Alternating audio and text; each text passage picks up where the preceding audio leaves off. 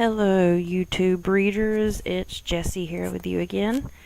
And first off, I would like to apologize because I'm a day late with my Manga Monday review. So, Manga Tuesday review doesn't really sound right. But, what kind of kept me off track with this one is I wanted to have the actual physical copy in my hand so I could go over it again so it would be fresh in my mind before I decided to review it Monday. And we normally carry this in my library, but one of my coworkers decided they wanted to read it, so they checked it out, and I had to pull a copy from another library. But it finally came in today, so I got to go over it to do this review tonight. And so let's start this off as usual. And here we go. Hello, YouTube readers. This is Jessie here again with a brand new episode of Manga Tuesday. But as we're ending this week of September of our mashups of Manga Classic, Manga Mondays, and then the Classic Novel on Fridays, I decided to go out on a bang and wrap up the month and lead us into October, spooky October. And so I'm going to finish it up with, I think was a very proper, the stories of Edgar Allan Poe. I figure what a better way to end out one month and head into another month that is completely wrapped around spooky stories, movies, costumes, games, and the like. So I figure this was very fitting. This is another of the Manga Classics brand, the stories of Edgar Allan Poe. And the great thing about this is the stories that are actually provided for you to read that are The Telltale Heart, which is very popular, the Cast of Amontillado. See, I don't know if you pronounce that as Amontillado, like a double L in Spanish, or Amontillado. But I would say, correct me if I'm wrong in the comments, but it's going to be spelled regardless. So I'll just carry on until someone corrects me verbally. And now number 3 is The Raven. I mean, I could almost quote The Raven word for word. We read it so many times in school, but it's still great. One of my personal favorites, The Mask of the Red Death. Love that one, by the way. And then The Fall of the House of Usher. Now, in this adaptation by Manga Classics, the adaptation was done by Stacey King. And as you know, in all of the Manga Classics that she's worked on, Stacey King does wonderful work on adapting these classic novels to their manga counterparts. So wonderful work on her part. But the difference between this Manga Classic and all the other Manga Classics I reviewed is that each individual short story that is depicted in this book is actually, the art is done by different artists.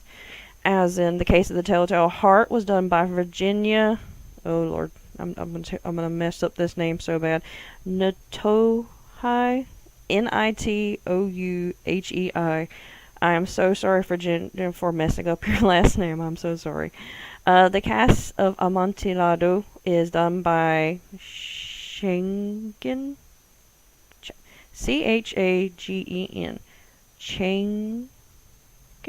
Chagen? I apologize for YouTube. The Raven's art was done by Picomaro. I think that one's pretty close. I feel pretty close to pronouncing that right. The Mask of the Red Death was done by Yuka Nagao. Again, I apologize for my terrible pronunciation. And then The Fall of the House of Usher was done by Linus Liu. I got the first part right. As far as adaptation goes on Miss King's part, wonderful work. I don't feel like anything is missing or left wanting in each one of these short stories. You get the whole gist of the story. It still packs quite an impact. And I don't think you're left wanting or confused by these stories. You pretty much understand what's going on.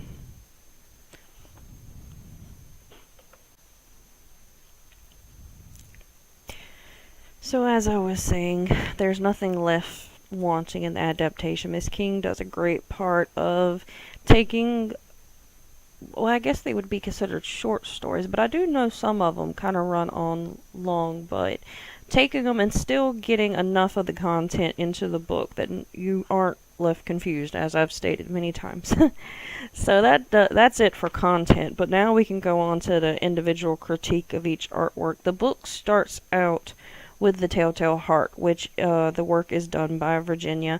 And I have to give kudos because her depiction of the Telltale Heart is absolutely marvelous. I wouldn't think that insanity would be a very easy emotion or state of mind that you can convey through art pages, but they do a very good job of depicting the progressing insanity of the main character in the Telltale Heart. I mean, I remember reading this short story for a paper I was doing in one of my literature classes, and you could just hear the progression of his side of the story as he continues. But I got to get into this Friday. I mean, I can't really critique that now, so I'm just supposed to be doing the art. But when he's talking, you can hear it kind of build of his insanity because of his self-assurance of what he's doing. But it's so well displayed on paper by Virginia of this, his self-assuredness of while he thinks he's doing something that's completely normal, and he's reassuring the reader that he is doing something very normal, his what he's done displayed on paper is completely not. I mean, the hour-long stalking of the elderly gentleman, the way he skulks around, and he's pretty much treating it as a predator and prey. And there's just complete moments that are just displayed in one panel at a time that you look at him and you know, like, this man is not only out of his mind insane, but he's going to do something terrible. So the work for this one in particular went above and beyond because I believe it conveyed the emotions very well. And then we move on to the Cast of Amontillado. This style was very different than the first style. I wouldn't even call this a manga style because it kind of reminds me of earlier comic book panel kind of serialization. I know I gummed that one up. But see, in this one again, even though a different style is taken from the one that Virginia used, Kajing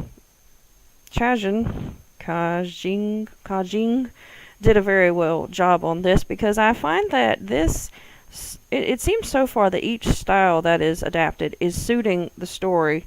And I found this one very well. Honestly, if it wasn't applied to the Cast of Amontillado, I could honestly see this style if someone chose to use it to depict the Jack the Ripper, because honestly, the timeline and the artwork and the part of the city and the dress of the characters really reminds me of the same time period. You don't know if you're looking at the main character of Mr. Poe's work or possibly Jack the Ripper stalking at night to kill his prey. But I really did enjoy the work. There's nothing left wanting. I mean, you have your main character in the foreground, but the background is done with just as much time and skill as the characters themselves. And I especially love the costumes, and I love how they convey when the main character in the graphic novel, when he shifts from his non-concerned friend inviting his friend with him to take a walk to see and try this Cast of Amontillado, and the only thing that has changed in his facial features from one panel to another are his eyes. His eyes have become these little white circles set in an almost gray haze of a face, and you could just tell, almost like with the Telltale Heart, that there's a change forming inside of his head that, even though we're not given a chance to take a peek at, we can tell that something is on the mist, something's about to happen. And the artwork is a very good conveyance of that. And I definitely enjoyed the way they portrayed the antagonist in this, the gentleman that he wants revenge against, because he honestly looks like a drunken oaf. He seems like he is the fool that he plays, that this man wants to get revenge on. And honestly, at this point, haven't we all met someone in our life that we want to brick behind a wall for things they've done to us? I mean, if we could all... But this, he actually goes through with it. But the artwork leaves nothing to be wanting.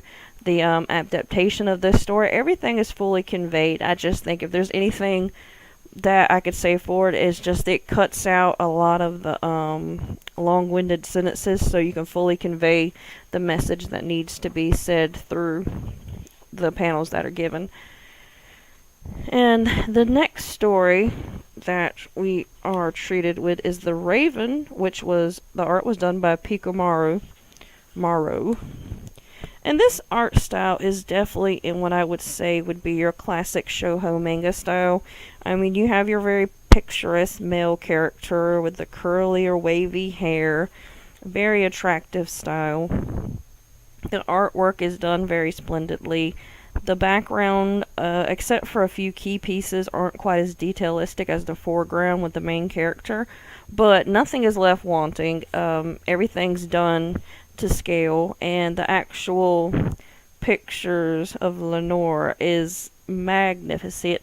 The only thing I think that could ever improve upon the work that Pico Maro has done in this is if Lenore was displayed in actual color instead of black and white. I think that would have carried it above and beyond, but in this type of comic or graphic novel manga, you're not going to get color, but it was done very splendidly. The work is very well done. As I said before, it's not that there's any lack of skill in the background as it is in the foreground. It's just that key items are given precedent of the panel. That way you know where your eye needs to go. It doesn't get caught up in small details when it needs to be resting on the protagonist or the door. So, as I said before, even though I would say that the background doesn't have as much detail as the previous, I know I keep using that word and lacks nothing, but it's not lacking. I mean, the style works very well for the story that's presented. If anything, I mean, it's just giving the backdrop, but there are a few panels that kind of remind me of comical. Like I said in the shoujo mangas, when you have a very serious character, one moment they're being very moody and dark and serious, and then the next something happens and everything looks kind of funny. There are those moments. I don't know if they were meant to be perceived as tense or suspenseful, but they kind of came off as kind of comical in a way. But I really enjoyed reading this one. I guess I didn't put it at the top of my list because it's something I have read quite a few times in my class, and to the point that I could almost recite half of it just off of memory. But the work in this one was done very, very well. And you almost begin to pity the poor man as he's being tortured by the Raven. And I do believe the artwork did very... Especially in one panel towards the end, I actually believe in the anguish that he is experiencing because of this Raven. It's almost towards the end of it. The rest of it could be confused as a shoujo manga or even comical, but it's in close to this last page when you're only a couple of pages from the end. That's when Pico Maro very thoroughly conveys the emotion of torture that the protagonist is experiencing at the moment. And finally, we come to my favorite story in the Edgar Allan Poe stories. It's not the last one, it's second to last, but I really did enjoy The Mask of the Red Death, which was, the art was done by Yuka Nagao, I suppose.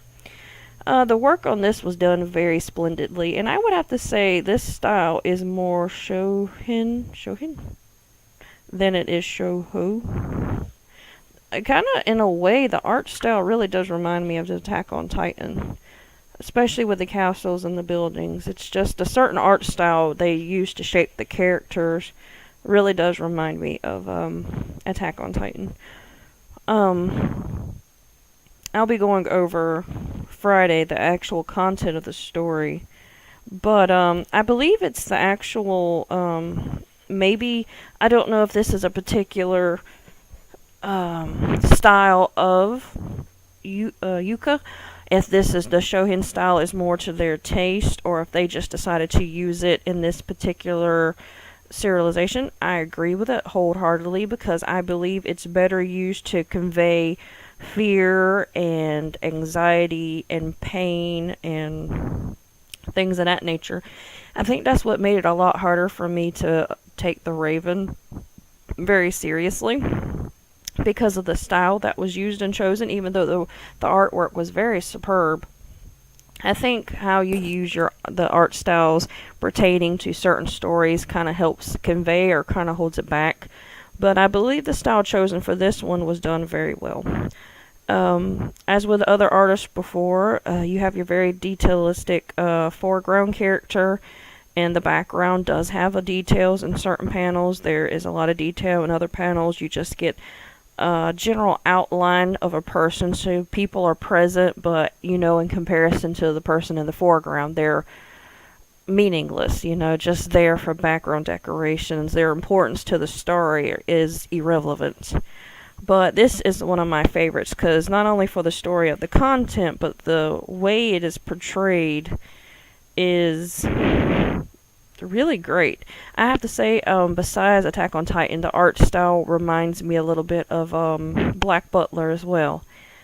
Not for Sebastian, but one of the other characters that was involved, I believe, when they first met the circus troupe. That's what the character of the prince in this story really reminds me of, is the similar art styles.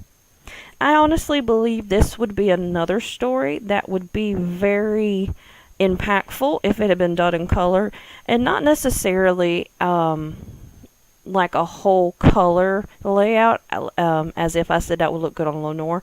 But for this one, I believe the only color that it needs that would be so impactful is red, like they did with the manga classics, The Scarlet Letter. I believe red would really draw attention because, this is the Mask of Red Death. I think red would really impact your reading because you go from something that's black and white until like red starts to show up and starts blotching over as it's spreading. I think that would really spread the point of the problem. So this is definitely, if for no other reason than to pick up this book, definitely read it for the Mask of the Red Death because it is amazing. I think it really works well with the short story itself from the book. Absolutely amazing. So now, finally, we are moving on to the last story in the book, which is The Fall of the House of Usher, which was, I don't want to say arted by, which the artwork was done by Linus Liu. Linus did very good work. It is impossible to put a name to the type of art style that Linus is using. It's very effective. It's very dark. Oh, if it reminds me of any art style, it reminds me of the work in the Sandman series by Neil Gaiman, the artwork in those graphic novels, because there's moments in here of, like representations of depression or insanity that really do remind me of the artwork in the Sandman. So that might be what this artwork reminds me of. Once again, this is the artwork conveys a lot of emotion and ideas. But unlike the other ones, I think this one is done very appropriately in black and white. I don't think color in this at all could improve the story, but it actually takes something from it. And another thing I want to add about this story, right off the top, since I read it the first time and now coming back and seeing it, I really can tell now. The main character and his friend who comes to visit him, they remind me of Sherlock Holmes and Watson so much. And by that, I mean by the current BBC, Benedict Cumberbatch and Mr. Martin. it's kind of weird. I mean, I know it doesn't look a lot like Benedict Cumberbatch, especially with the goatee and everything, but there's just something about his way, and yes, he plays the guitar, but not the violin. And just the shape of how I've seen a lot of people do fan art of Watson it really reminds me of them. So if you're a Sherlock Holmes fan, you definitely need to at least read the last chapter in the stories of Edgar Allan Poe, because if you read it from the view of a person who's a big fan of, Sherlock Holmes from the new BBC series, I think it kind of makes it a little more tongue-in-cheek laughable. But if you want to be able to read it seriously, then avoid it, because honestly, after you come to that conclusion of characters, you won't be able to read this seriously anymore, because when I look at it, I see Watson and I see Sherlock, and that's all I see. But the art style is magnificent. As I said before, it reminds me of the Sandman, and it also reminds me of old kind of horror comics, similar to the style that you would see in kind of like the old Tales from the Crypt comics. As I said before, the type of hatching that is used to portray depth and color and waves in these pictures, if you tried to add color to it, it would completely take away from the style and the type of emotion that it's trying to portray at the moment. So no color is definitely needed, and everything is conveyed properly. So I really enjoyed the fact that each story was illustrated by different artists. Normally in graphic novels, when they have something like that, when it's like an omnibus of like each individual serialization of a comic book, when it switches comic book artists, I don't like it, because some comic book artists' style doesn't really meld well with like a previous artist who I really enjoyed, and styles are so different, so not normally do I enjoy that. But this is actually, well, there's not a single artist in this book who I can't say didn't meet the expectations. They all did a wonderful job, and as I said before, Stacey King adapted the story very well. So overall, I would give the Manga Classic 5 out of 5, a solid 5 out of 5. So that is my review for the Manga Classics, the story of Edgar Allan Poe.